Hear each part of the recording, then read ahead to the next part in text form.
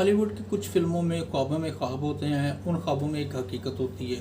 Reality और imagination के चक्कर में जब तक फिल्म एंड हो जाती है पता नहीं चलता कि इमेजिनेशन का एरा कौन सा था और रियलिटी का एरा कौन सा था। ये तो स्टोरी है क्रिस्टोफर नोलन की इंसेप्शन मूवी की।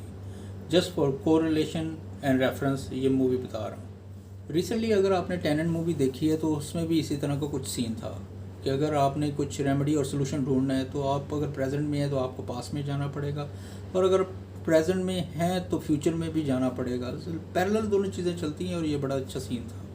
ये भी एक मूवी रेफरेंस के तौर पर बता, टर्मिनेटर 2 हो, स्पाइडरमैन हो या मार्वल्स के सुपर हीरो, ये सब सेवियर का रोल प्ले करते हैं जो दुनिया को सेव कर रहे हो। क्रॉस कल्चरल रेफरेंस के हिसाब से अगर देखें तो अमेरिकन फैमिली ब्रोकन होती है मोस्ट ऑफ द टाइम, और वो उसमें यही थीम दिया जाता है कि parents should play a vital role to keep the family together. इसमें भी कुछ इस तरह के रोल है।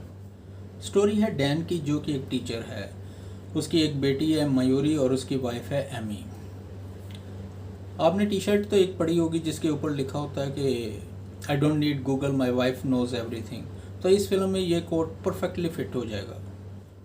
डैन एक बोरिंग सा टीचर है जिसकी क्लास उसको पसंद नहीं कर रही, और क्लास में सारे स्टूडेंट्स जो हैं इस वक्त बोर हो गए हैं क्योंकि उनको पता है कि जो लड़का ये सारी शरारत कर रहा है उसका नाम है मार्टिन, और वो चाहता है कि टॉपिक डिस्कस हो वॉल्केनोज, इरप्शंस और अर्थक्वेक इस तरह के, जबकि दूसरे स्टूडेंट्स को ये टॉपिक पसंद ही नहीं है। जो डिटेल्स मैं आपको बता रहा हूँ ये फिल्म में बहुत इंपॉर्टेंट है और आपको देख। डैन एक साइड हसल के लिए अप्लाई करता है, लेकिन चूंकि उसका एक एक्सपीरियंस इराक वॉर में था और पब्लिक सेक्टर में उसका एक्सपीरियंस अच्छा है लेकिन प्राइवेट सेक्टर में नहीं है, इसीलिए उसको ये जॉब नहीं मिलती।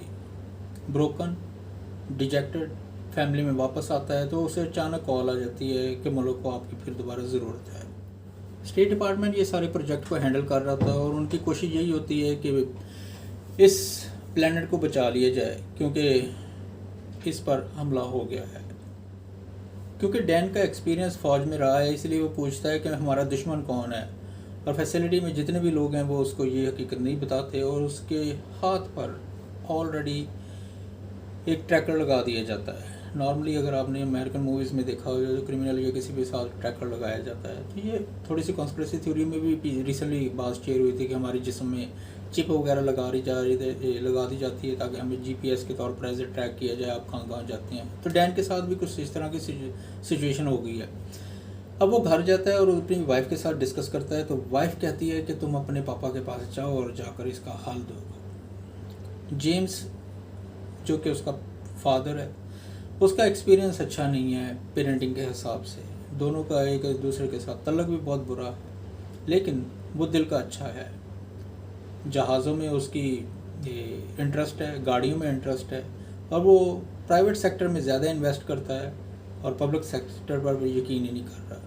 अब दोनों बाप बेटे में जो ईगो की वॉर हो रही है उसमें ये फैमिली पिस कर रह जाती है, क्योंकि एमी डैन की वाइफ ये नहीं चाहती कि वो इस मिशन पर जाए। जितने भी लोग इस प्रोजेक्ट के लिए सिलेक्ट किए होते हैं वो सब ट्रेंड नहीं होते, सिवाय कुछ के जिनमें डोरियन है और डैन है, और दूसरा एक दोस्त डैन का चार्ली बन जाता है। इन सब का डिफरेंट प्रोफेशन से तल्लक है और ये एक ही प्रोजेक्ट में एक दूसरे के साथ मिलते हैं। अब चूँकि प्रोजेक्ट की शुरुआत ही झूठ से होती है, तो जैसे इनको एक जगह से दूसरी जगह ट्रांसफ़र किया जाता है, कुछ लोग मर जाते हैं, और चूँकि इनको पता ही नहीं है कि इनका दुश्मन कौन है, तो अनट्रेंड है। लेकिन ज़्यादातर अमेरिका में इस तरह होता है कि नॉर्मल हर सिटीज़न को, और रशिया में भी इस तरह होता है, आम सिटीज़न को हर हालत के लिए तैयार कर देते हैं। तो ये सारे लोग भी एक ही जगह इकट्ठे हो गए हैं।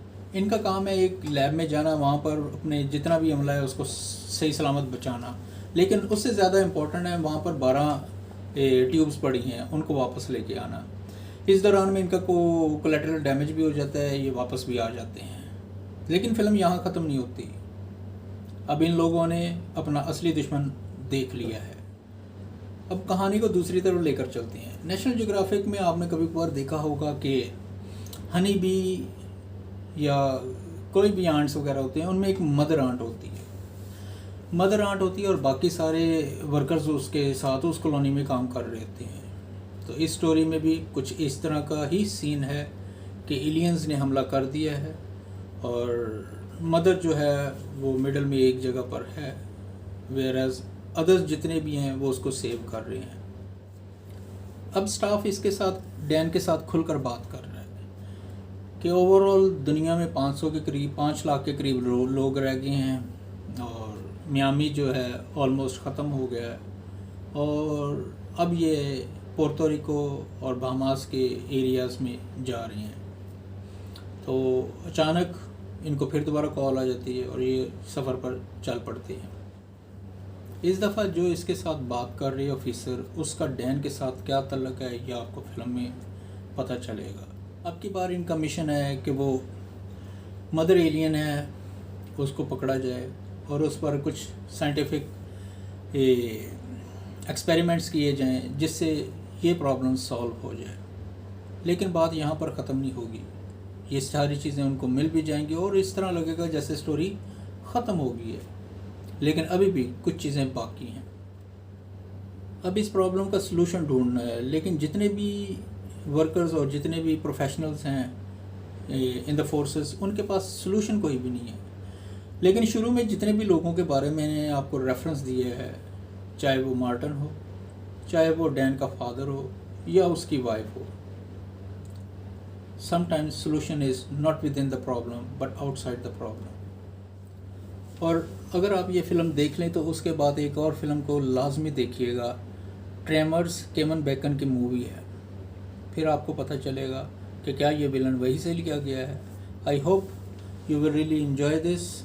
I'm really hesitant in talking in multiple languages. That is my biggest problem. I hope you bear me. Thank you so much for bearing me, and I hope you enjoy this. Have a great weekend and take care of your loved ones and stay safe and enjoy the movie. Bye bye.